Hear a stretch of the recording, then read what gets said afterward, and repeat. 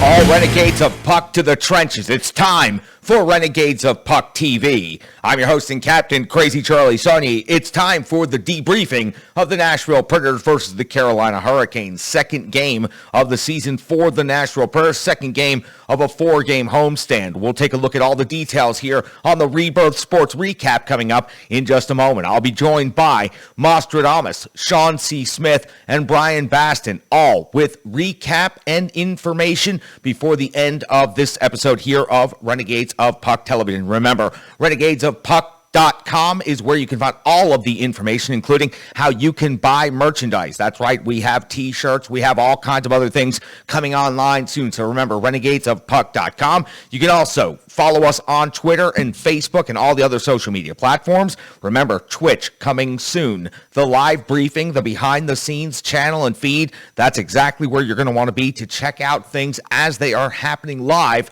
right here in the bunker. So make sure you're following us on all of those social media platforms. And remember, you can be a partner of the Renegades of Puck by donating anything at Venmo, Renegades of Puck on Venmo. Very easy to find. Go ahead and scan the QR code on the screen right here, right now. And we sure do thank our incredible partners, Rebirth Sports, Strong Style Fit, and of course, Stripe Digital. Thank you guys so much for helping make Renegades of Puck Television happen. Make sure you subscribe to the YouTube channel as well right now where you're watching this very video. And of course, the Renegades of Puck grievance line, 615-640-0916, 615-640-0916. Are you dissatisfied with what you've seen from the Nashville Predators through the first 2 games of the season? Leave us a message. Go ahead and invent. Say whatever you want and do it completely anonymously. We'll go ahead and select the best audio and the best messages at the end of the week, and we'll go ahead and play them right here on Renegades of Puck Television. Let's get into the debriefing of the Nashville Predators' second game of the season against the Carolina Hurricanes, and it's the Carolina Hurricanes yet again. The Nashville Predators played this team 14 times last season, including in the first round of the NHL playoffs. And now in the second game of the regular season, they play the Canes for the first of 2 regular season meetings. Let's get into it. The deployment of lines for the Nashville Predators are as follows: Forsberg, Johansson, and Duchesne, Tolvanen and Granlund and Cunnin, Cousins, Glass, and Grimaldi, and the herd line, of course, Trennan, Sissons, and Janot. Your D pairs looking just a little bit different tonight. Yossi and Carrier, Ekholm and Myers, Borowiecki getting his first opportunity of the season, and Fabro into the lineup as well. Yossi Saros getting the start on home ice against the Carolina Hurricanes. 1:29 into the first period, you see Trennan and Janot sandwich D'Angelo on the forecheck, just putting an absolute massive hit on the new acquire by the Carolina Hurricanes. At 1:34, Yossi Saros comes up with a save off the rush on Foss. Need a ride, a rebound opportunity also stopped by Yossi Saros. At 2:29 of the first period, Martinook off to the box, 2 minutes for high sticking on Cousins. 1 shot on goal for the Nashville Predators on the power play. The Canes incredibly aggressive and also very dangerous on the penalty kill with players like Sebastian Aho out there on the ice during the PK unit. 5:27 of the first period, Trennan gets a shot, Janot setting the screen. The herd line is doing work in the offensive zone. Unfortunately for the Nashville Predators, at 6:19 of the first period, Fost has his second goal of the season for the Carolina Hurricanes, giving the Canes a 1-0 lead at Bridgestone Arena. It was Dante Fabro stepping up in the neutral zone, but he's not able to win the battle. That leaves Fost an opportunity to carry the puck into the zone. He skates in. Ekholm backs off, misreading the play just a little bit, not realizing how much support that he has on the backside. And it's an easy shot on the glove side, beating Yossi Saros as Fost is able to skate in and pick his spot where he wants to shoot.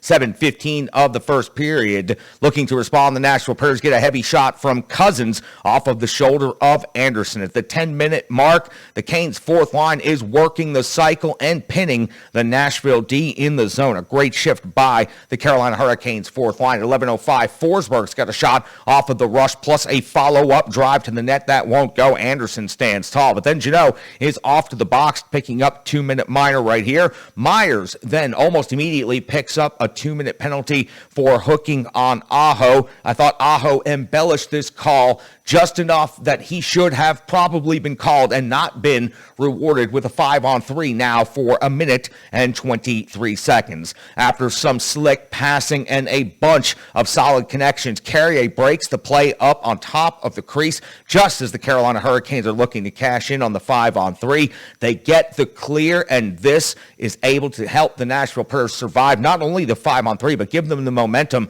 to kill off the rest of the penalties against. Jeannot, not let out of the box, it seemed, on time. There was a lot of debate and a lot of discussion during the broadcast and during the game itself on when he should have gotten out of the box. The bench seemed very upset about an additional 8 seconds that Jeannot may have been left in the penalty box, but we need to move on. 16:23. You see Johansson and Duchesne having a 2-on-1. Johansson elects to shoot. One of the rare times, almost always, he is looking to make the pass. This time, he goes ahead and takes the shot. Anderson, big on the stop at 16:54. Svechnikov off to the box, 2 minutes for slashing. Roman Josi gets a shot and gives Anderson some trouble from out high with some good traffic in front of the net. Carrier, unfortunately, off to the box, 2 minutes for tripping in the offensive zone. After making a great play to keep the puck in the zone, he unfortunately gets just enough of the skates to take the player down. We have a 4-on-4 scenario for 36 seconds, and we hit the end of the first period with the shots on goal being even at 14 apiece. A carryover of 18 seconds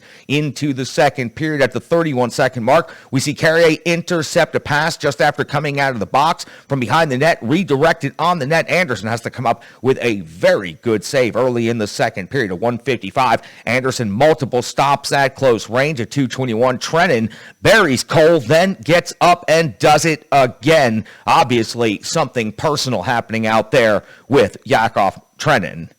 At 6:33 of the second period, Duchesne gets a scoring chance in close, the 20th shot on goal for the Nashville Predators. At 7:54, we see Ryan Johansson getting his first goal unassisted of the season. He steals the puck in the neutral zone, and he big bodies Shea and roofs the backhander over Anderson. One hell of a first-line center, big body individual effort on this one. Ryan Johansson's first goal of the season. Money on the board, gets $9.20 in donation for that goal right there. Absolutely outstanding donating for Ryan Johansson's goals on the season. And also now the Nashville Predators have this game tied up at 1 apiece, and Bridgestone Arena is absolutely rocking. At 9:03, UC Saros a save on, step on, plus a rebound opportunity. Jeannot crushes Martinuk in the corner on the rebound opportunity after a couple of good scoring chances. Just an absolute monstrous hit. At 15:11, we see Ekholm get a wraparound opportunity that has to be stopped by Anderson. At 15:41, Saros save on Stahl on a 2-on-1. Just incredible edge work by UC Saros. I can't wait to hear Mostradamus talk about this game here in just a little bit. 16:27, Cunnin, 2 minutes for roughing. Penalty kill. Very solid for the Nashville Predators. This is outstanding news that the Nashville Predators PK is putting up a very good fight in this game. Grimaldi and Granlund relentless and leading the charge for the PK units out there for the Nashville Predators. At 19:59, Preds just working hard over the final 45 seconds or so of the second period, earning a power play when Shea picks up a penalty. 2 minutes for tripping. It was Josi and the rest of the first line. Just a tremendous effort to earn this power play heading into the third period. So for the Nashville Predators, they're now out shooting Carolina 29-22, and we have a tie game going into the third period. And the Preds will start with not only a fresh sheet of ice, but also with a full power play. Anderson comes up with a save on Tolvanen's drive to the net on that power play. Unfortunately for the Nashville Predators, they are unable to generate very much other offense. At 2:25, Jeannot does get a sharp angle shot, plus Trennan gets a follow-up attempt. Opportunity, Anderson again standing tall in the net. At 3:31, Saros a save on Svechnikov, plus the rebound chance. 6:26, Trocheck is off to the box, 2 minutes, giving the Nashville Predators an opportunity on home ice in the third period, and it's Tolvanen beating Anderson, but the puck trickles just wide to the post and unable to get into the net. The jam by the Nashville Predators is denied after that puck does get behind Anderson. The Preds do a good job following up, but unable to beat Anderson. At 12:11 of the third period, Trennan cannot connect with Jeannot at the top of the crease off of the rush. Just a little too much heat on that pass. There's a great scoring opportunity, though. At 13:50, Anderson's glove save on Forsberg off the rush through Pesci's skates. I thought that Chris Mason on the broadcast had a great observation situation right here that Philip Forsberg's shot actually beat Anderson, but because of shooting the puck directly into Anderson's glove, regardless of the momentum on the shot and the heaviness of the shot, Anderson was able to recover, react, and keep the puck from going any more than the webbing in his glove. So for Philip Forsberg, a great opportunity, a great heavy shot, but unfortunately right into the glove of Anderson. At the 14-minute mark of the third period, Svechnikov's got his third goal of the season for the Carolina Hurricanes, giving the Canes a 2-1 lead at Bridgestone Arena. Carrier misplays the puck at center ice, leading to an odd man rush, and it was the same spot where the shot was released as the first goal for the Carolina Hurricanes, beating UC Saros again. Empty net scenario sees Teravainen get his second goal of the season, empty net goal, giving the Canes a 3-1 lead. Empty net scenario again with the Preds now down by 2. 19-16, Philip Forsberg does get his first goal of the season, second game in a row for the Nashville Predators of the season that they've been able to pick up a goal with the empty net, but unfortunately it's also been after they've already given up an empty net goal. So for Philip Forsberg, his first goal of the season. Ekholm got the shot from out high. Forsberg did a great job on the rebound jam. Good to see him get on the score sheet. It was a 6-on-4 goal, making it 3-2 in favor of Carolina, and that would be your final at Bridgestone Arena. Unfortunately for the Nashville Predators, now 0-2 on the season, opening up against the brand new NHL franchise, Seattle Kraken, and dropping a game on home ice where they did not play particularly well in the home opener, and now an opportunity to go up against the Carolina Hurricanes, and they've dropped another game against the Canes. Another tight game, another tough game. I thought the Nashville Predators did some good things out there on the ice, and I thought at least the penalty kill did a really good job of fighting back against this Carolina Hurricanes high-powered offense. We'll hear from the Renegades of Puck. Nostradamus is coming up first. He's going to talk to me about what happened in the pipes tonight. UC Saros 29 out of 31 in the game. He was beaten twice off of the rush from the same spot. Nostradamus, tell us exactly what you saw tonight as Anderson clearly earned that victory. Thank you, Charlie. Death, taxes, and 1-goal losses to the Carolina Hurricanes. The Preds once again on the wrong end of a 1-goal game, 3-2 this time to the Carolina Hurricanes. We saw plenty of that last season as they were the temporary division rival of the Nashville Predators. Unfortunate loss for the Preds, a much better performance by the Nashville Predators, no doubt about that, than they had on Thursday night against Seattle. 40 shots on goal, and this was not a situation where they didn't get any quality chances. Plenty of quality opportunities against the Great Dane, Frederik Andersen. Frederik Andersen, though, just does what he does against the Nashville Predators. He's one of those goaltenders that has been rock solid. He is 10-2 now in his career against the Nashville Predators, dating back to his time back with Anaheim as well. Just solid performance by him, if not spectacular, keeping the Preds off the scoreboard for as much as he did. UC Saros, fantastic game by him again. It goes by the wayside, unfortunately. It takes the L. And again, for the second time in a row, the Preds give up a game-winning goal that was an empty netter. It's kind of an odd stat to put out there that an empty net goal ends up being the game-winning goal in 2 straight games. The Preds, though, get the extra attacker out there, and both games now, extra attacker, man in front of the net, gets a deflection, gets his own rebound, and gets a goal. May want to start trying that when it's 5-on-5, guys. Next up, Tuesday night against the LA Kings, another home game for the Preds. They welcome back Victor Arvidsson back to the arena. Get ready for the tribute videos there. Charlie, back to you. Thanks so much, Mosh. He is the starting goaltender of the Renegades of Puck, and a man so far ahead in the future. He tells us everything we need to know about the Nashville Predators and the NHL. You can find him on Twitter at GreekGoalie35, and you can find him right here on Renegades of Puck TV, talking Nashville Predators and talking goaltenders across the landscape of hockey each and every episode. Now, let's go on out to Sean C. Smith from OnTheForecheck.com. He's got the intel that you need to know, and he's on the front lines at Bridgestone Arena. Sean, give me the details of what happened between the Nashville Predators and the Carolina Hurricanes tonight. Hey Charlie, this one's going to be brief because I'm coming to you live from Bridgestone Arena right after the game ended. And I'm going to tell you, it was a loss, but I don't think it was as ugly of a loss as last time, and let me tell you why. Number one, some things I saw that I liked. It looked like the Preds played a much more tenacious game from start to finish. However, it seemed like there was a lot of sloppy passing out there tonight, and that's something I think the team's going to have to work on. it seemed like the team was using the boards as an extra person to pass off of, and the problem with passing off the boards is it's really hard to calm that puck down after you slap it off there.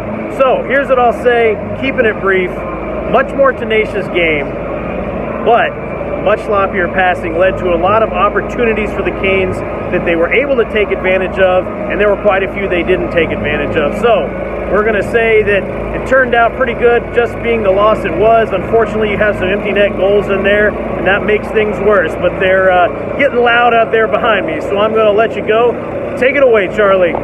Thanks so much, Sean. Outstanding work tonight covering the game for ontheforecheck.com at Bridgestone Arena at SCSOTF. That's how you find Sean on Twitter. He is always up for the interaction, so make sure you're reaching out to him and giving him a follow. He's got the intel that you need to know. Again, thank you so much, Sean, for covering the game tonight live at Bridgestone Arena. Look forward to hearing your analysis and your thoughts each and every episode of Renegades of Puck Television. Let's get into a couple of the numbers from the game, looking at the box score. Hits for the game. There was the Nashville Predators out hitting Carolina 15-13. 32 faceoffs won by each team. The power plays each 0 for 4 block shots. It was Carolina beating the Nashville Predators in this statistical category 12-9. And in shots on goal, the Preds did outshoot Carolina 40-32, showing you just how well Anderson did play tonight. Forsberg gets 1 goal in this game. Johansson a goal and an assist. Matthias Ekholm the other assist for the Nashville Predators. Leading in shots on goal, Roman Josi, your captain, with 7 for the game. Eli Tolvanen with 6 for the game. In hits, the Nashville Predators, 2 was the high, but many players had 2 hits in this game. In time on ice, Philip Forsberg at 20-42 led the forwards in time on ice, and of course Roman Josi, as he usually does, led the defensemen in time on ice at 27-30. Power play time 4:01. Luke Cunnin out there on the ice, Tolvanen at 4 minutes, and Cousins at 4 minutes. That shows you the grind and the grit that John Hines is deploying out there as part of the special teams, part of the power play unit now going into this season. And shorthanded time on ice, Matthias Ekholm 4:27. And since the penalty kill unit did so good tonight, you've absolutely got to give him stick taps for that effort tonight there. They're on the ice. A man who definitely has much better control of the math and the numbers than I do. He runs the Renegade Analytics desk, and he was also at Bridgestone Arena tonight covering the Nashville Predators and the Carolina Hurricanes from ontheforecheck.com. He is Brian Baston. Brian, tell me what you saw tonight at Bridgestone Arena. Thanks, Charlie. While the opponent may have changed, the result was much the same, as Nashville fell 3-2 to the Carolina Hurricanes tonight, despite a late Philip Forsberg goal that brought the team within 1. Much like the season opener against Seattle, most of the offensive production was limited to the unit's top line of Philip Forsberg, Ryan Johansson, and Matt Duchene, with Forsberg and Johansson being the goal scorers tonight. Still, as we wait for the much-anticipated youth movement to finally start producing, Predators fans are getting a little bit impatient with the team, even though it is early in the season. We'll hope to see the Predators return to action against the LA Kings on Tuesday, hopefully with a little bit better results.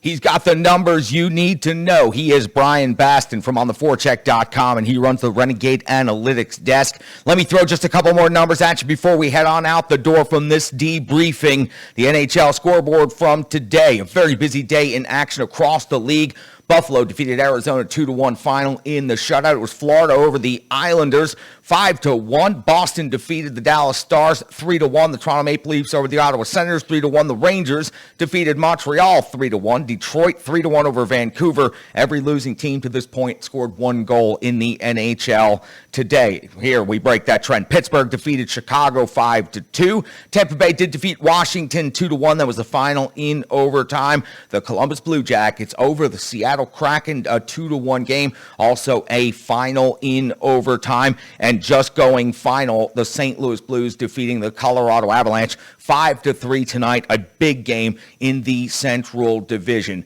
Thank you so much to each and every one of the Renegades of Puck for joining me tonight here in the bunker. Mostradamus, Sean C. Smith, Brian Baston, and of course each and every one of you. Don't forget, briefing for each and every game, debriefing after each and every game. But when we're not here right in the bunker, you have the opportunity to go to renegadesofpuck.com and check out everything. All of our social media platforms are very active. And most importantly, and I think some of you need to get this phone number and save it and go ahead and dial us up when you're ready to start venting and letting us know exactly how you feel about what's going on with the Nashville Predators right now. The Renegades of Puck grievance line is available to you 24 hours a day, and we want to hear from you. Go ahead and fill up our voice mailbox, and we will go ahead and play the best audio right here on Renegades of Puck TV. If we get enough messages, we'll make a compilation. We'll make a separate video just for you. You have the opportunity. 615-640-0916, 615-640-0916. Hey, you've been at the last couple of games. You're frustrated. It's late on a Saturday night, and you're watching Renegades of Puck TV. Dial us up right now. We're here. We're ready to listen to you. Say anything you want. It's completely anonymous. We're not going to go ahead and say a word about where we got the voicemail from. You tell us exactly what you want to say. We'll go ahead and put it on the air. I'm your host and captain, Crazy Charlie Saunier. Thank you so much for watching Renegades of Puck TV, and we sure hope you'll be jumping back in the trenches very soon. Calling all Renegades is the hashtag, and also no half-stepping. That's the code we live by. That's the life we live right here in the bunker on Renegades of Puck TV. Stick taps, love, respect, everybody.